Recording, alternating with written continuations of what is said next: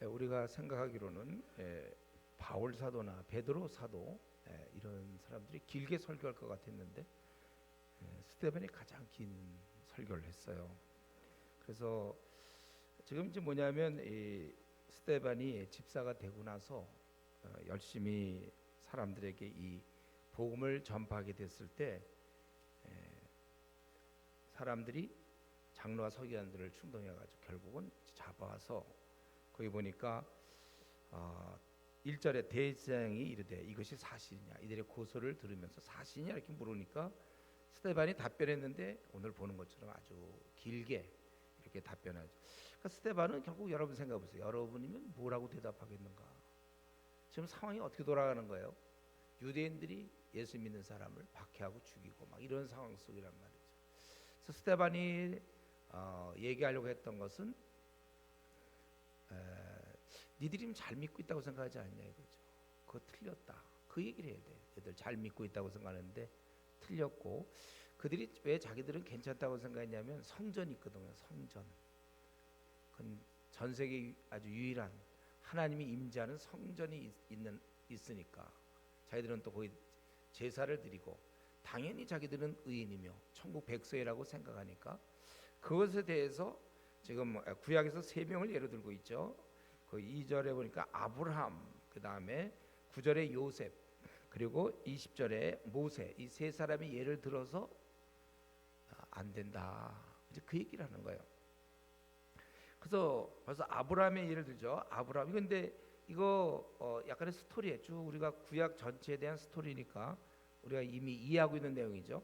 아브라함이 메소포타미아에 있을 때 나타났다는 거. 2절에 성전에서 나타난 게 아니고 아주 이방 땅 그런 데서 나타나서 하나님이. 그리고는 우리는 지금 가나안 땅, 약속의 땅 굉장히 생각하지만 거기 5절에 있는 것처럼 이제 아브라함을 갖다가 가라고 그랬고 그들이 와가지고 5절에 보니까 발 붙일 만한 땅도 유업으로 주지 않았다는 거예요. 하나도 이 땅을 얻지도 못했어요. 그런데 아브라함 믿음의 조상이잖아요. 아브라함은 하나님과 교제하지 않았느냐 이거예요. 오히려 이들은 이 땅은커녕 6절부터 보니까 400년 동안 애굽 땅에서 살았다는 것입니다. 그러니까 여전히 그 애굽 땅에서도 여전히 이들 유대인들은 하나님을 섬기고 있었다는 거예요. 그러니까 이 성전이 중요하지 않다는 것을 지금 계속 얘기하고 있는 것이죠. 그래서 이제 거기서 아브라함에게 이 할례 언약을 아브라함이 주셨고 또 이삭을 낳아 또 할례를 하고 이삭이 야곱이 우리 12조상을 낳았다.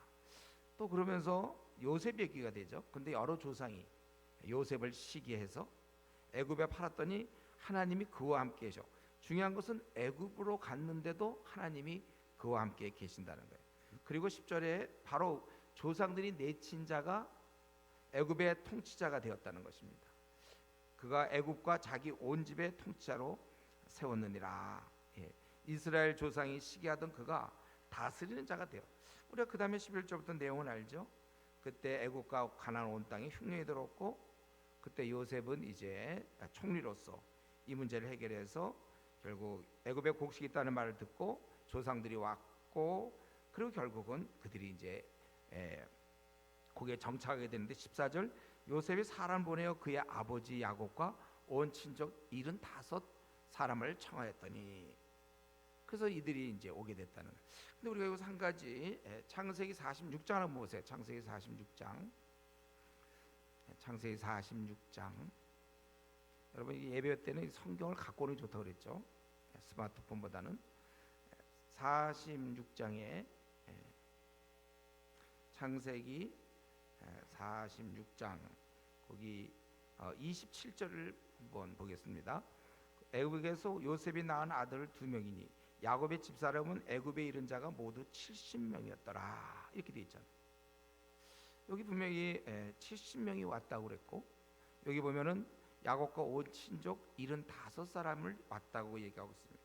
그럼 성경은 틀린 것인가? 우리가 알아야 될 것은 요 70명은 어디예요? 지금 여기 쭉 이제 8절부터 시작해서 야곱의 맏아들 루벤과 루벤의 아들 누구 해가지고 그래서 그 사람들이 합해 보니까 15절에 33명이고 가세 아들과 아셀의 아들 뭐 또 이렇게 쭉 해서 이들은 18절에 16명이고 이렇게 해갖고 결국 다 합해 보니까 그 25절에 그들이 낳은 아들이 7명. 그래서 다 합해서 지금 70명이고 그 70명을 이렇게 표현하고 있죠. 26절에는 야곱과 함께 애굽에 들어간 자는 야곱의 며느리들 외에 66명이니. 예. 그래서 우리가 이걸 좀 잘 봐야 돼요. 예. 그러면 야곱의 며느리들 외에 며느리들 빼고 66명이 들어가니까 지금 그러면 애굽 땅에는 요셉이 있고 지금 며느리 계산 안 해요. 아들 둘이 있으면 66에다가 3명 더 하면 몇 명이에요? 69명이잖아요. 그럼 70명이라고 돼 있어. 왜 그렇죠? 예, 거기 야곱과 26절 야곱과 함께 애굽에 들어간 자거든. 여기다 야곱을 넣어야 돼. 야곱을. 그러니까 요거를 여기서 이제 자꾸 실수를 해요. 야곱과 함께 애굽에 들어간 자가 며느리 빼고 66명이고 야곱을 치니까 67명. 그리고 애굽 땅에 요셉과 두 아들 3명. 그 70명이 되는. 그래서 원래 그래서 여기 다 합해서 이제 70명이라고 얘기하고 있다고.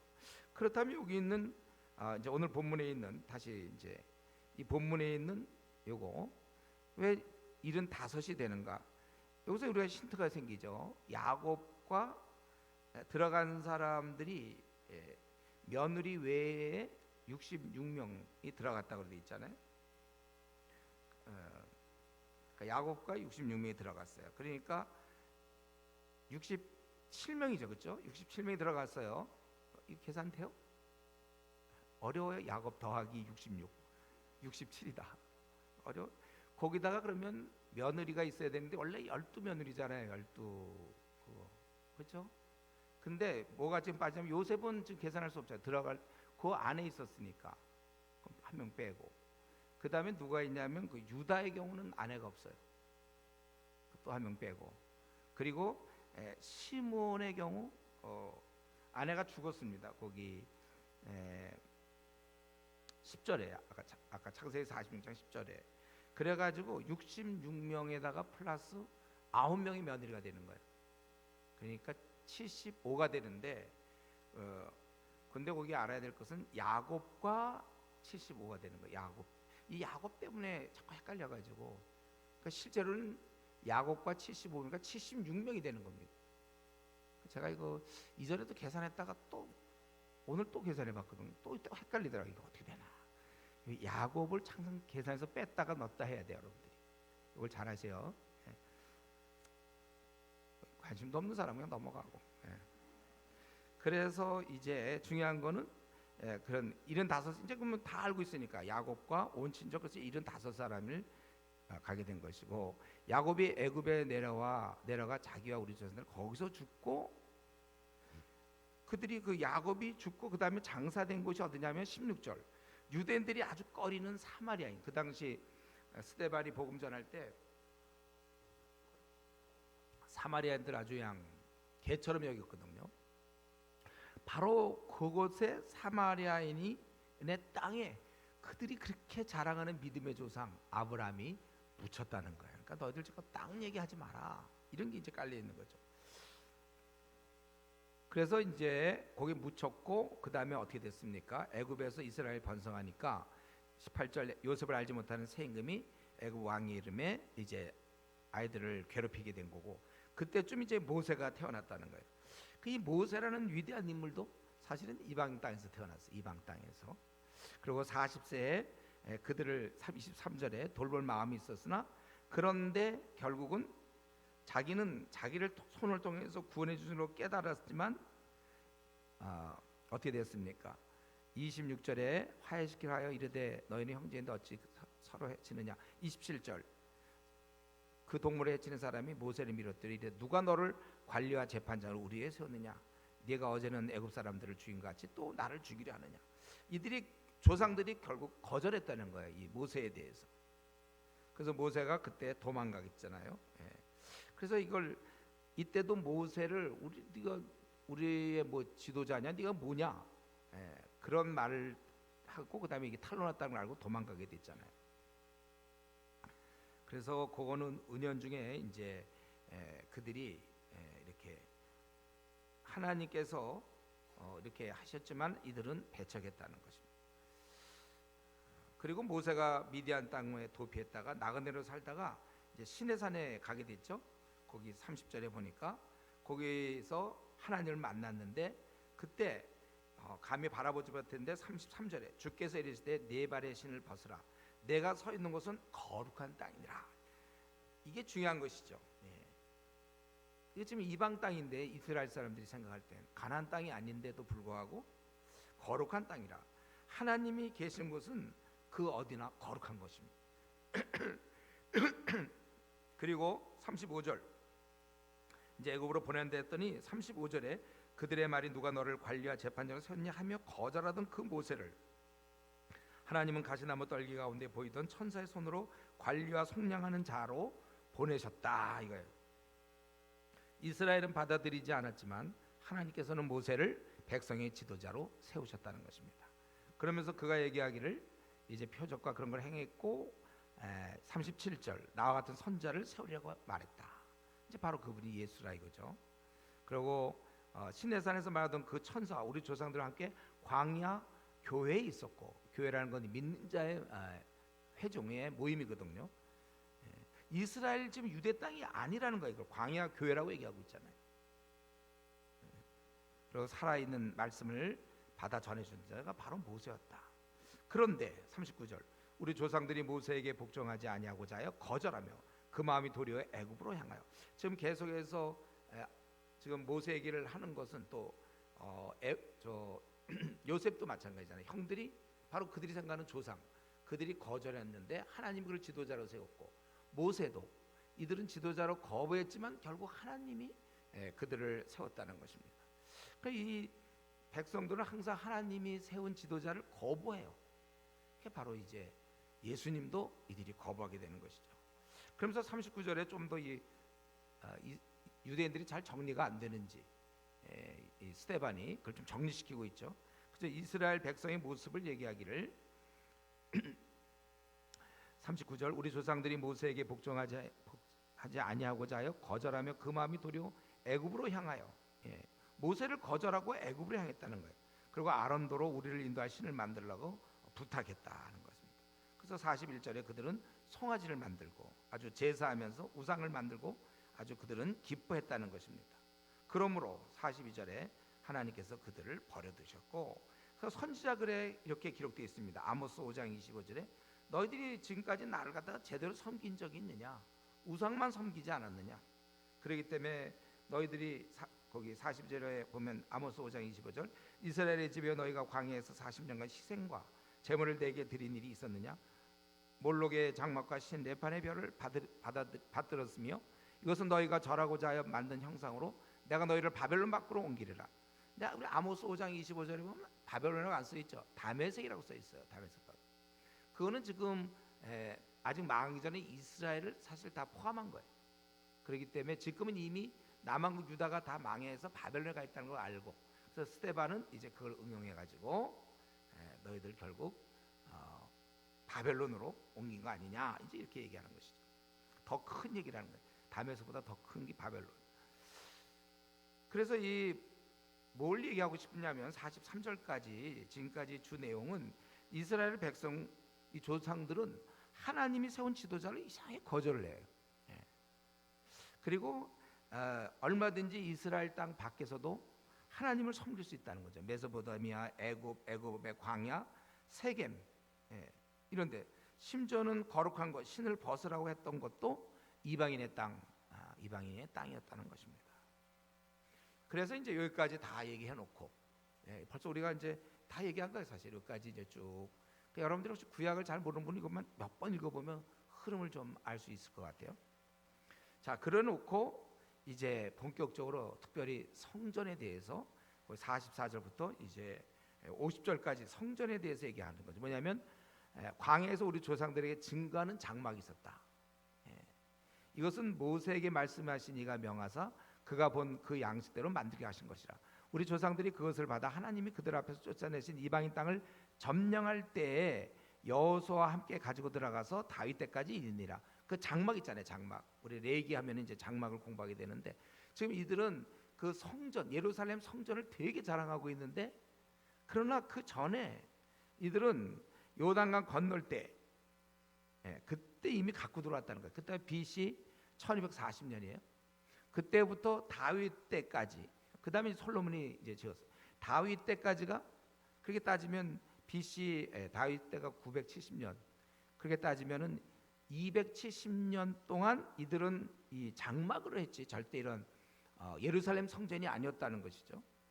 그럼 모세가 또 이걸 갖고 있었으니까 대략 300년 가까이 그들은 증거의 장막을 갖고 그랬다는 거예요. 그러니까 너무 지금 이 돌덩어리 이거 갖고 너희들 신성지하지 말라는 거야. 자랑할 것도 없다는 것입니다. 얼마든지 그 전에 장막일 때도 하나님은 그들과 함께 하셨다는 거예요. 그리고 결정적으로 47절 솔로몬이 성전을 지었으나 그러나 알아야 될 것이 있어요. 지극히 높으신 이는 이런 사람들이 손으로 지은 곳에 계시지 않는다. 그래서 이거 선지자가 특별히 이사야 66장 1절 2절에 보면 주께서 이르시되 하늘은 나의 보좌요 땅은 나의 발등상이니 너희가 나를 위하여 무슨 집을 짓겠으면 나의 안식할 처소가 어디냐. 이 모든 것이 내 손으로 지은 것이 아니냐. 무슨 집이 있고 나를 위한 무슨 안식할 처소가 있느냐 그죠. 모든 것은 다 내 손으로 지은 것이 아니냐 물어본 거예요. 그럼 우리 뭐라 그래야 돼? 지은 것이 아니냐? 다 그렇습니다 그래야지. 다 하나님이 다 하신 거예요. 근데 너희들은 지금 하나님보다 오히려 지금 더 성전을 섬기고 있는지 몰라요. 그래서 이제 여기까지 얘기하고 스데반은 드디어 자기가 지금 변명해야 될 위치고 굉장히 두려운 상황이고 그렇지만 이제 스데반은 아주 주놈이 자기가 집사의 정도밖에 안 되지만 그 대제사장이며 뭐 서기관이며 뭐 이런 많은 무리들을 이제 꾸짖게 되는 것이죠. 그래서 목이 곧고 마음과 귀에 할례를 받지 못한 사람들아 너희도 너희 조상과 같이 항상 성령을 거스린도다. 우와 이거 진짜 아주 스데반 이분 말이죠. 우리가 만나보지 못했죠. 다 만나보지 못했는데 그렇게 되게 세게 너희도 너희 조상같이 항상 성령을 거스. 지금 앞 얘기 지금 계속 했거든요. 이든 듣고만 있었는데 보니까 조상들이 좀 잘못된 얘기 쫙 계속 거절하던 얘기. 근데 너희도 조상과 똑같다. 그렇게 얘기하는 거죠. 그리고 뭐냐면 너희 조상들이 선지자들 중에 누구를 박해하지 아니했나. 사실 이스라엘 역사를 보면 그렇게 선지자들을 아주 괴롭히고 못 살게 그랬잖아요. 이스라엘 백성들이. 의인이 오시라고 예고한 자들을 그들이 죽였고 이제 너희는 그 의인을 잡아. 이제 앞으로 예수님 오신다고 얘기하던 그 선지자들도 많이 죽었습니다. 이 이스라엘 사람들한테. 그러더니 정작 의인이 나타났는데 너희들이 죽였어요. 더 나빠 이 사람들은. 조상들보다 그냥 더 세. 더 나빠요. 너희들은 의인을 잡아준 자요 살인한 자가 됐다. 그럼 너희들 사실은 율법을 실제로 지키지도 않았다. 이렇게 얘기를 한 거예요. 그때 이제 무리들이 말이죠. 그래서 무리의 반응이 54절. 그들이 이 말을 듣고 마음에 찔려. 원래 우리 베드로의 설교를 듣고 마음에 찔려 회개했다는 건 있는데 여기서 마음에 찔려라는 뜻은 이 맹렬한 분노를 얘기하는 거예요. 아주 그냥 마음에 막 분노도 좀 맹렬한 분노가 퍼져서 일을 가는 거예요. 일을 간다는 거예요. 우리 보통 잘 안 하겠지만은 그냥 일을 간다는 표현 알죠? 왜냐하면 너희들이 바로 조상 얘기 한참에서 뭐 옛날 얘기 안 하고 듣고 있었는데 그들이 막 선지자 죽이고 못되게 굴었던 걸 얘기를 한참 하더니 너희가 더 나쁜 놈들이다. 그러니까 이들이 그냥 분노가 막 일어나서 이를 갈고 거기다가 이제 아주 기름 붓는 게 그 사건이 뭡니까? 54절에 마음에 찔려 그들이 이를 갈고 있는데 스데반이 성령 충만해 하늘으로 주목하여 하나님의 영광과 및 예수께서 하나님의 우편에 서신 것을 보고 말하되 보라 하늘이 열리고 인자가 하나님 우편에 서신 것을 보노라. 자기들이 잡아 죽인 예수가 하나님 옆에 있다. 그리고 하늘이 열리고 보고 있다. 자기들은 안 보이는데. 그래서 그들이 큰 소리를 지르며 아주 더 이상 들을 것도 없다. 귀를 막고 일제히 그에게 달려들어 성 밖으로 내치고 돌로 칠세 증인들이 옷을 벗어 사울이라는 청년의 발 앞에 두니라. 그들이 돌로 스데반을 치니 스데반이 부르짖어 이르되 주 예수여 내 영혼을 받으시옵소서 하고 무릎을 꿇고 크게 불러 이르되 주여 이 죄를 그들에게 돌리지 마옵소서 이 말을 하고 자니라 이렇게 돼 있어요. 그러니까 지금 오늘 본문은 스데반 당시에 살던 유대인들을 꾸짖고 있습니다.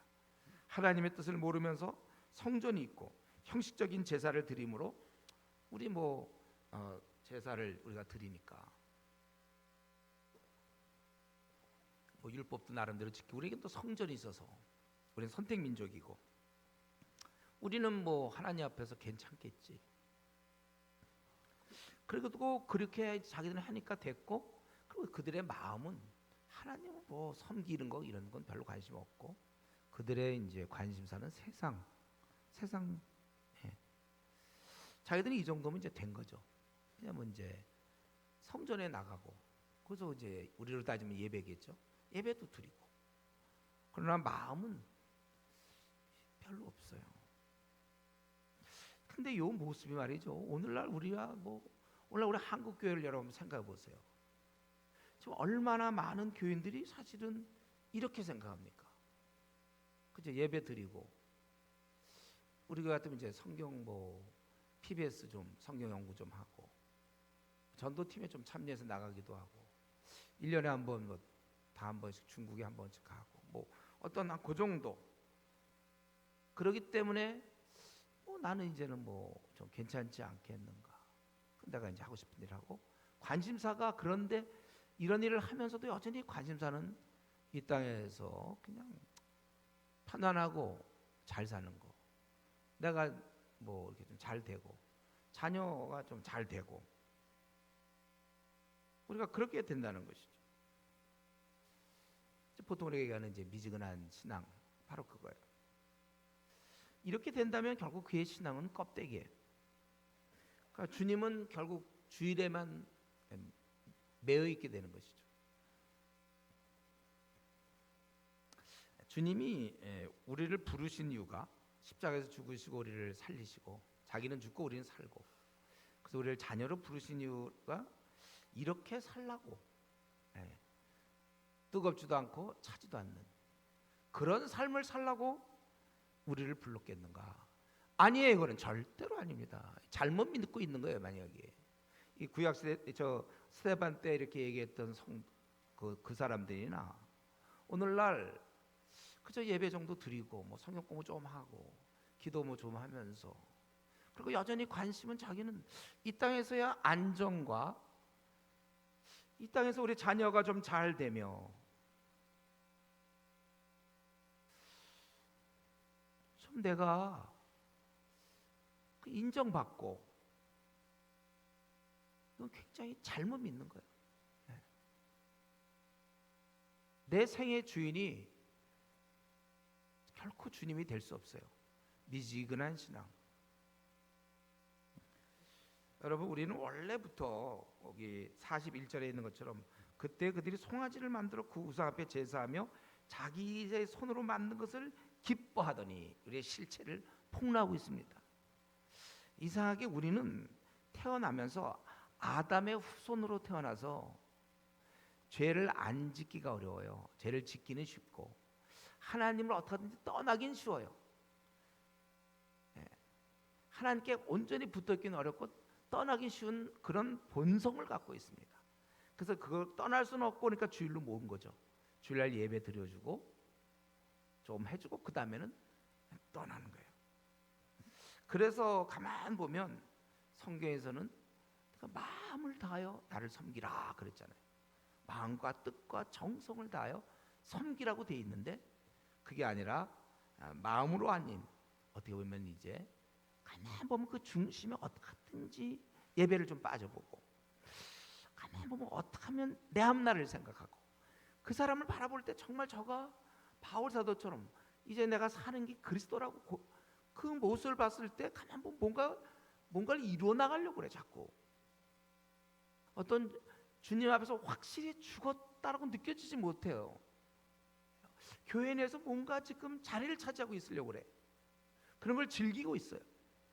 그가 장로가 된 이유가 그가 목사가 된 이유가 가만 한번 뭔가를 거기서 뭔가를 이루려고 그러고, 그래서 목사, 그런 사람이 목사 되면 교회 크기에 따라 이제 뭐 비교를 하게 되고, 그가 장로가 되면 내가 수석 장로냐, 아니 무슨 장로냐, 뭐 이런 거 생각하고, 교회에서 사람들이 얼마나 내 말을 잘 따르냐 안 따르냐, 여전히 자기를 한 1m 정도도 못 벗어나 있는 형식적인 예배를 드리고 위안을 삼는 말이죠.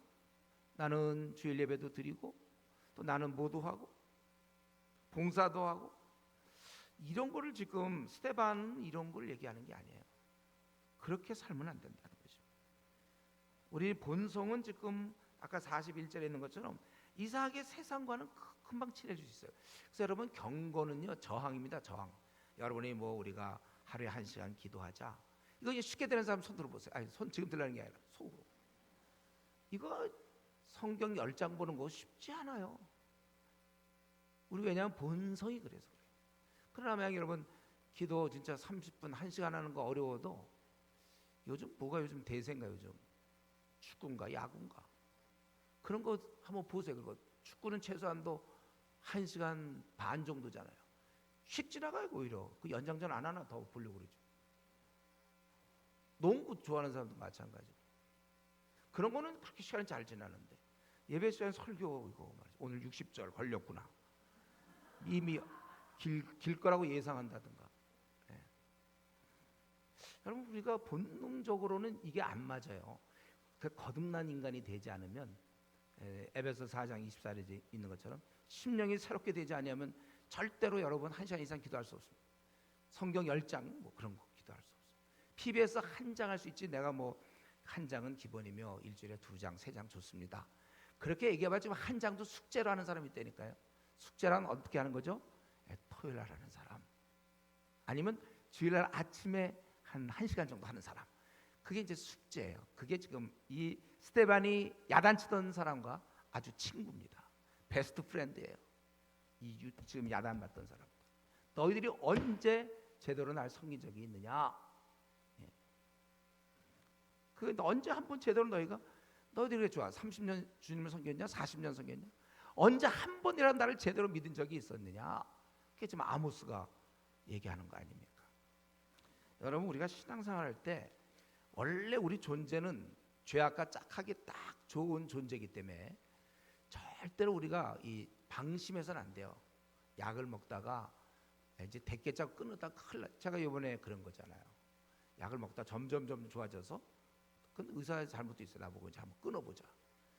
그러다가 좀 이따 그냥 웬걸 더 심해져 갖고 제가 얼마나 고생했는지 몰라. 잠도 못 자고 한 달을 고생했으니까 절망적인 상황이었어요.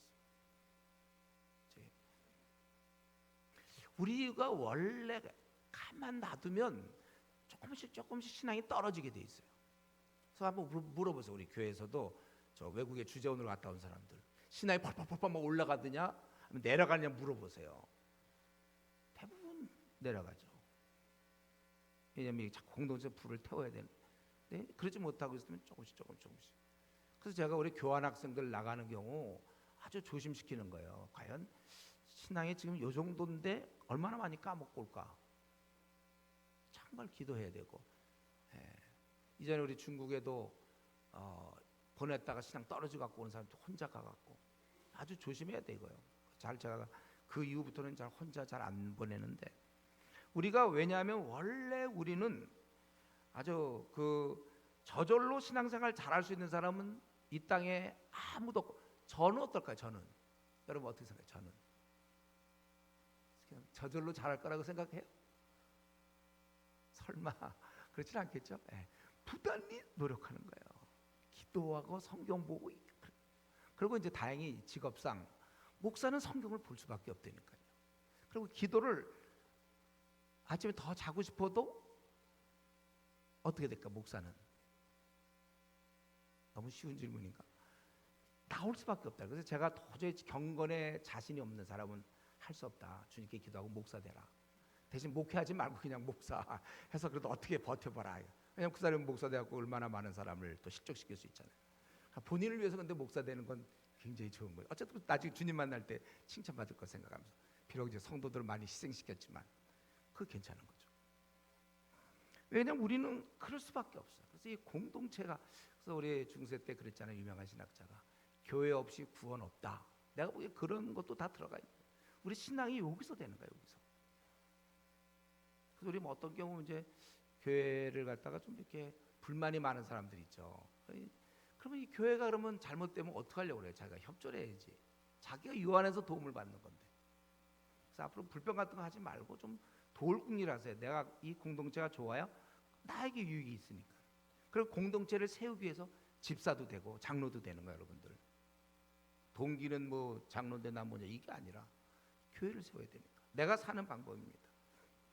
자, 오늘 이제 본문에서 이 스데반을 통해서 우리가 좀 배울 점이 있죠.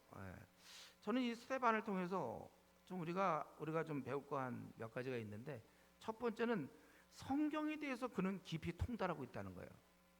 그 당시 집사 수준이 이 정도입니다. 우리 집사님들, 우리도 한 이 정도는 얘기할 수 있을까요?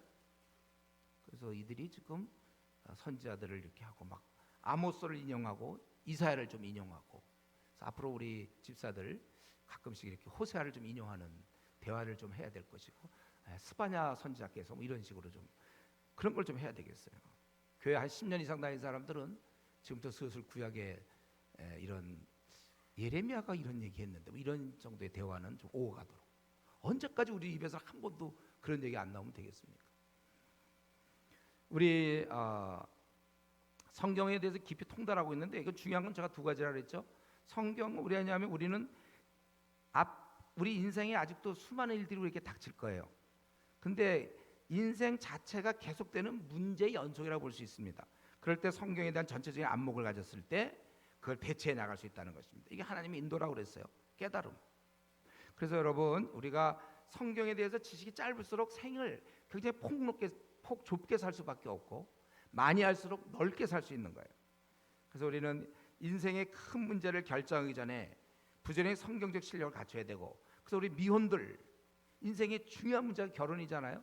그러니까 배우자를 바라볼 수 있는 눈을 만들어야 되고, 못 만들 경우 결혼할 때 다 돼서 우리 교회 온 사람, 그런 게 하소지 이제 목사나 신앙의 선배에 우선 도움을 받지만, 웬만하면 본인들이, 그리고 대학생들 같은 경우 자기들이 연구해서 대학 시절에 열심히 하면 충분히 내가 이런 남편을 얻어야 되겠다, 이런 아내를 얻어야 되겠다, 이게 보일 테니까.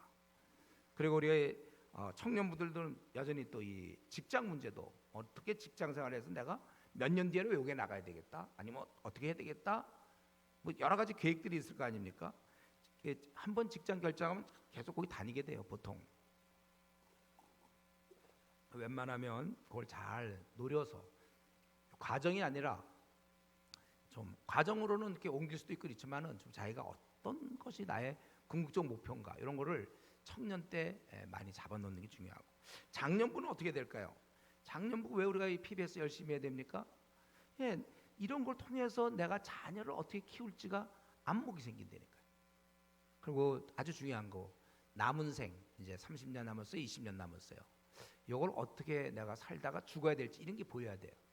제가 그래서 여러분들이 잘 너무 안 보이는 것 같아서 제가 50세 전에 50세 정도에 준비하고 있다, 그거 한 다음에 남은 생은 중국 가서 살든지, 뭐 제가 이렇게 제안해 준 거예요. 사실 여러분 눈에 그냥 내가 얘기하기 전에 벌써 어떤 사람 저 45세에 중국 가겠습니다, 이건 여러분이 사실 해야 될 얘기예요. 내가 자꾸 뭐 50세 전에 50 정도 돼서 그때가 돈 모은 건 까먹으면서 나중에 제로 만들어라, 죽기 전까지 그렇게 해라 막 이러면, 목사님은 또 우리를 뭐 중국에 보내려고 50세에 뭐 애들은 어떡합니까 막 이런, 그거 사실 하도 얘기 안 하니까 내가 해주는 거지, 고맙다고 그래야죠. 그걸 가지고 뭐 강요하지 마세요 뭐 이러면 안 되는 거예요.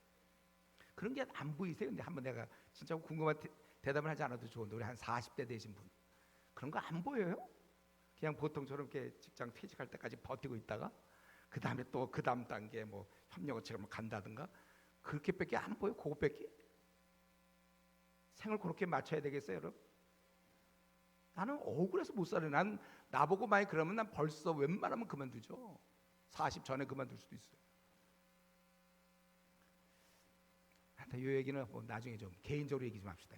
그게 안 보이는 이 안타까움, 이 목회자로서의 목회자의 안타까움, 바로 그런 거예요. 여러분들이 못 살아서 그런 게 아니라 남은 생 얼마 된다고 까짓것. 기껏해 2, 30년 되는데 뭘 그걸 앙당하고 있냐 이거죠. 빨리 좀 결정을 해서 빠바박. 예, 남은 생 좀 한번 팍 살다가 죽어야 되는 거 아닙니까? 불꽃처럼 말이죠. 불태우다가.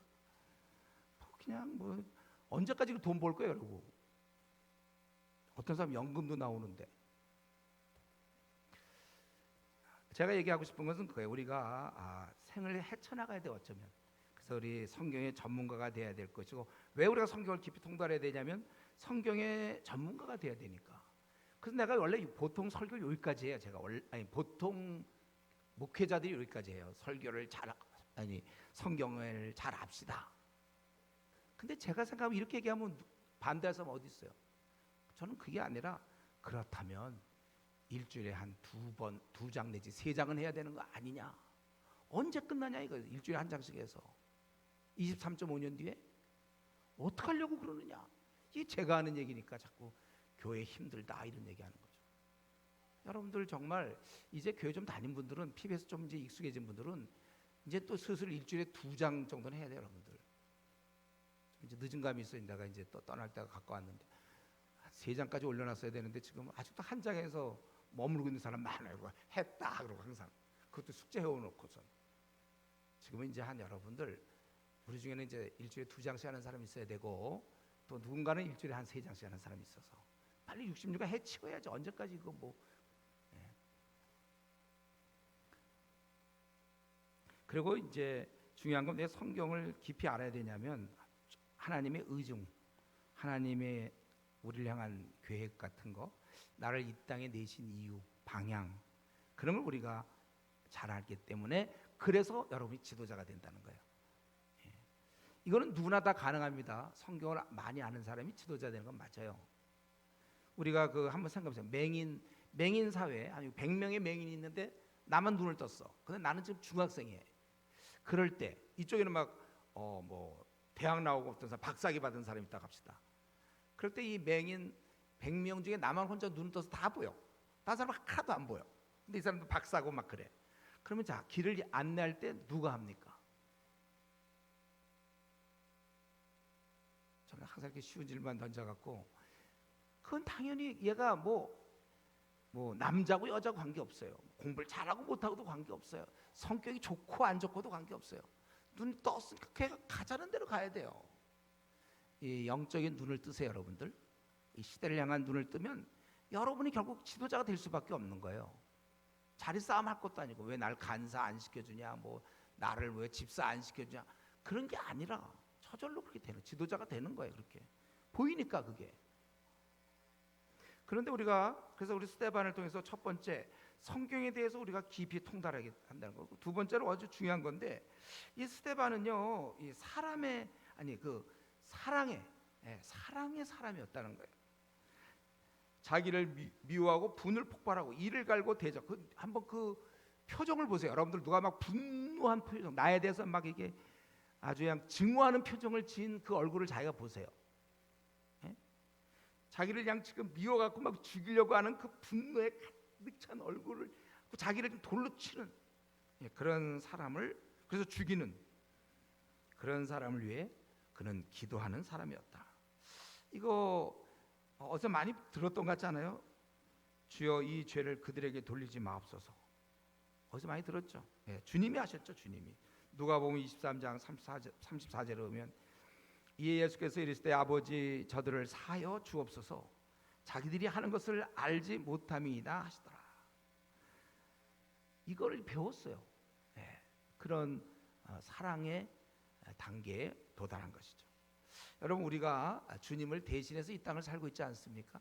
근데 우리가 이 사랑, 우리가 주님을 대신해서 아주 보여줄 수 있는 결정적인 증거들이 있어요.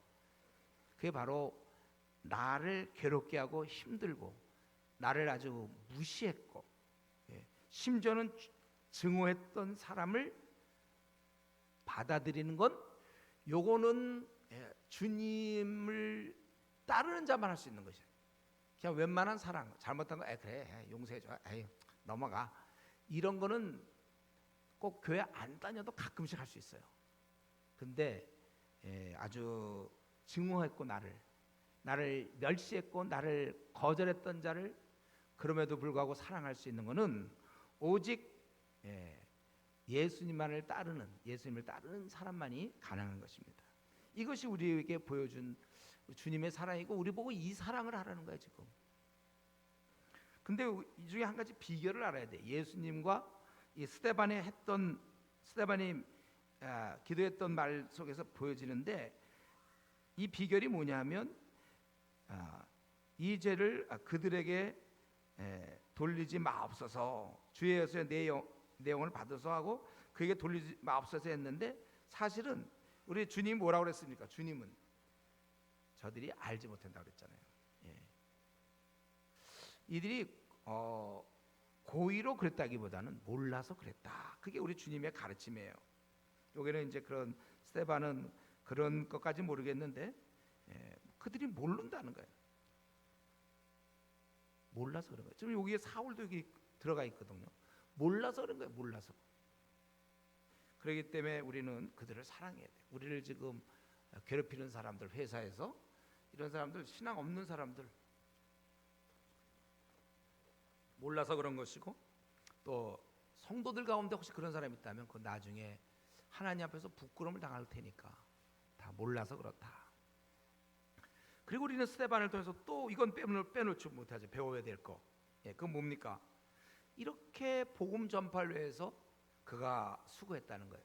그는 분명히 집사로 뽑혔어요. 6장에 보면 접대하는 일, 공개하는 일, 섬기는 일. 교회 내에서 원래 집사는 일하는 거예요. 원래 섬기는 일이었지만 그는 그게 아니라 복음을 영성을 갖고 있기 때문에 우리가 어떤 일이라든지 항상 증인으로서의 삶을 살아야 된다는 것을 우리에게 가르치고 있습니다.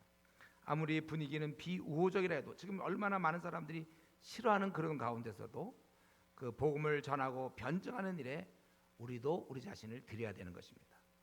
결국 오늘 본문은 이 스데반의 모습은 남을 돌봄의 한 형태예요. 우리가 지금 스데반이 지금 이렇게 하는 행동은요, 어떤 행동이죠? 죽은 자를 살리는 행동이에요. 이번에 강에 배가 빠져갖고 막 죽을 뻔한 사람도 살리고 그랬잖아요.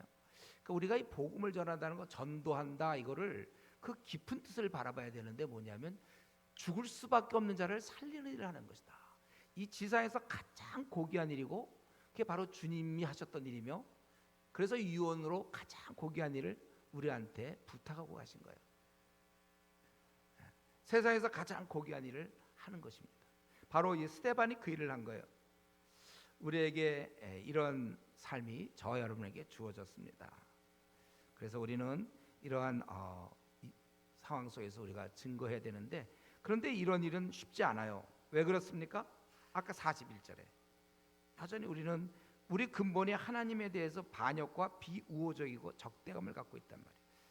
그래서 우리가 오늘날도 사실 기독교에 대해서 굉장히 비우호적이고 적대감을 갖고 있지 않습니까? 근데 언제나 그랬어요. 언제나.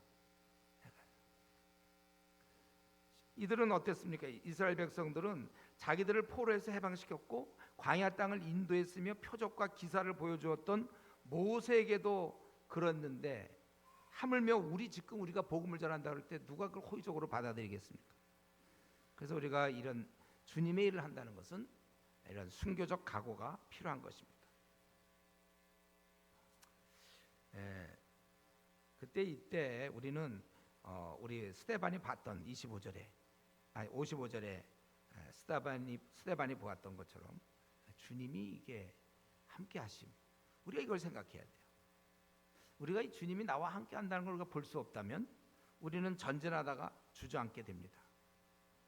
아니면 하기는 하되 아주 고통 중에 한숨 쉬면서 하는 거야. 또 전도해야 되나?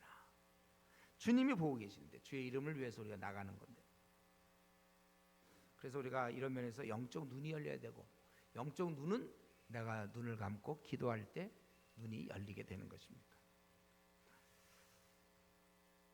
그럼 마지막 한 가지만 더 말씀드리고 오늘 마치겠는데, 여러분, 이 스데반은 제가 생각할 때 아무리 나이를 많이 생각해봐도 그 당시에 집사로 뽑혔고 얼마 있어서 죽고 30대 정도? 30대 정도 됐을까요? 그때 생을 마쳤지만 이 스데반의 삶은 의미 있는 삶이에요. 괜히 길게 60, 75, 80세까지 살아도 하나도 의미 없이 그냥 사는 사람이 얼마나 많습니까?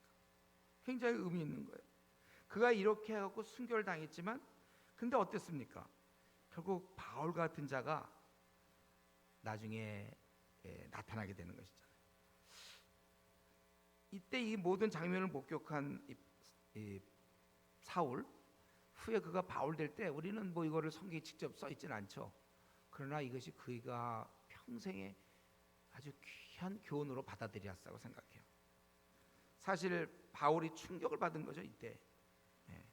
그래서 우리 어쩌면은 나로 인해서 내가 좀 최악의 상태로 죽을 수도 있어요.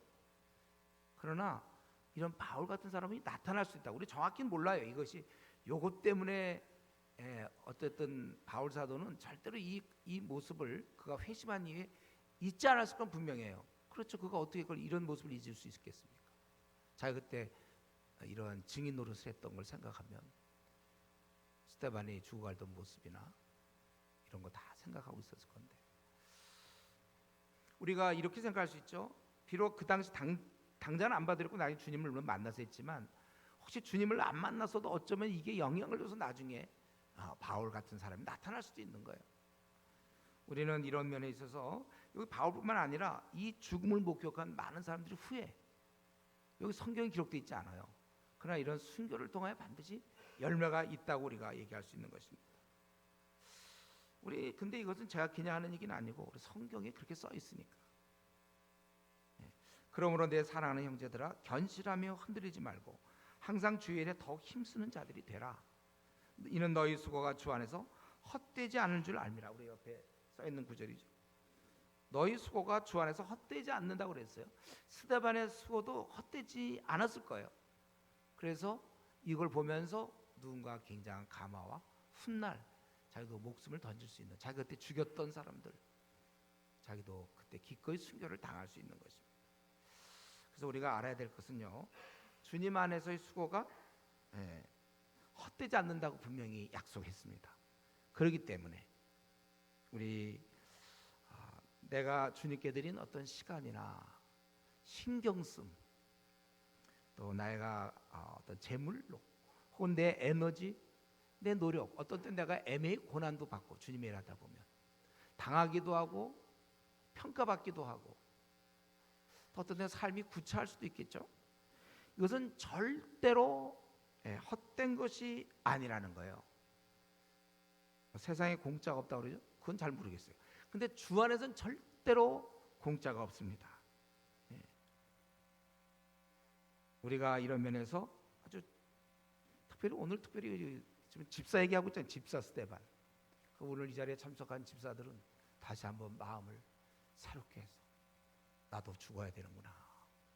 죽을 각오를 하실 때 한국에서 죽을지 중국에서 죽을지 그런 건 다 생각하고, 그럼 나는 집사가 아니라 나는 자유롭다 이러면 안 되고, 나도 마찬가지로 한번 하나님이 주께서 나를 타는 불못에서 건져주시. 어차피 내 인생 끝난 건데 그때 불못에 나는 영원히 죽을 자인데 살려줬는데 주님이 바꿔준 이 생명을 갖고 있는 내가 시시하게 세상 사람들 사는 것처럼, 아니면 타이틀도 집사 타이틀이면 타이틀이지 미지근한 신자가 뭐예요? 미지간을 붙이고 있는 나의 가련한 모습. 오히려 성경은 주 안에서의 수고가 헛되지 않는다고 그랬는데 이제 내 남은 생 40년 남았습니까? 30년 남았습니까? 내가 활동할 수 있는 시간, 대략 우리 교계에서는 70세라고 친다면 여러분들 얼마 남았어요? 내가 의욕적으로 뛸 수 있는데, 아직 눈이 밝고 건강하고 잠을 잘 잘 수 있을 때 우리는 더욱 온 마음을 다해서 섬기고 충성하는 아름답고 복된 그런 성도가 되기를 바랍니다. 우리 이 시간에 같이 기도할 때 우리 스데반은 비록 제가 생각할 때 정확히 나이는 모르지만 대략 한 30대에 죽지 않았나 이런 생각이고, 아니면 40대일지도 모르겠어요. 그러나 어쨌든 젊은 나이에 죽었을 것 같은데, 한 번 사람이 죽더라도 의미 있게 살다 죽어야죠. 그러면서 저는 후회가 없다고 생각하고, 우리가 이 땅에서 살 동안 한번 주님을 위해서 좀 제대로 책망 듣는 유대인 같은 입장이 되지 말고 책망할 수 있는 성경에 통달한, 그러면서도 주님의 사랑을 배운 그런 인물로 우리가 살아간다면 반드시 지도자가 되는 것이고 한국교회 여러분이 소망이 됩니다. 하나님, 내가 이왕에 태어났는데 한국교회 소망이 되게 해 주십시오. 우리 이 시간에 한번 통성으로 기도하겠습니다.